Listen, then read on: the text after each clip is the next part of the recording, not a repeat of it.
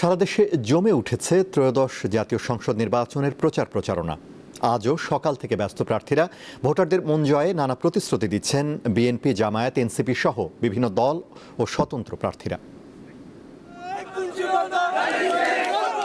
চট্টগ্রামের সীতাকুণ্ডে শুক্রবার নির্বাচনী গণসংযোগ করেছেন চট্টগ্রাম ৪ আসনের বিএনপি প্রার্থী আসলাম চৌধুরী। বাড়বকুণ্ড এলাকায় তিনি বলেন, উন্নয়নের পাশাপাশি সুশাসন প্রয়োজন। দেশে সুশাসন নিশ্চিত করা না গেলে উন্নয়ন কর্মকাণ্ড ব্যর্থ হবে। তিনি জানান, আগামীতে দলমত নির্বিশেষে সবাইকে নিয়ে দেশ গড়তে কাজ করবে বিএনপি। অন্যদিকে চট্টগ্রাম ১০ আসনে জামায়াতের প্রার্থী শামসুজ্জামান হেলালি পাহাড়তলীতে গণসংযোগ করেছেন। জুমার নামাজের পর ভোটারদের কাছে দাড়িপাল্লা মার্কায় ভোট চান তিনি।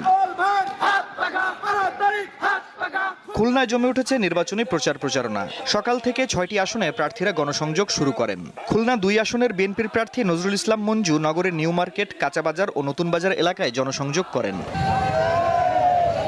খুলনা ৫ আসনে জামায়াত ইসলামের প্রার্থী মিয়া গোলাম পরোয়ার সকাল থেকে তার নির্বাচনী গণসংযোগ ও লিফলেট বিতরণ করেন। নোয়াখালী ১ আসনে গণসংযোগ ও উঠান বৈঠক করেছেন বিএনপির প্রার্থী মাহবুবউদ্দিন খোকন। তিনি ভোটারদের সঙ্গে কুশল বিনিময় করেন এবং ধানের শীষে ভোট চান। লক্ষ্মীপুর জেলার ৪টি সংসদীয় আসনে জমজমাট প্রচার চালাচ্ছেন প্রার্থীরা।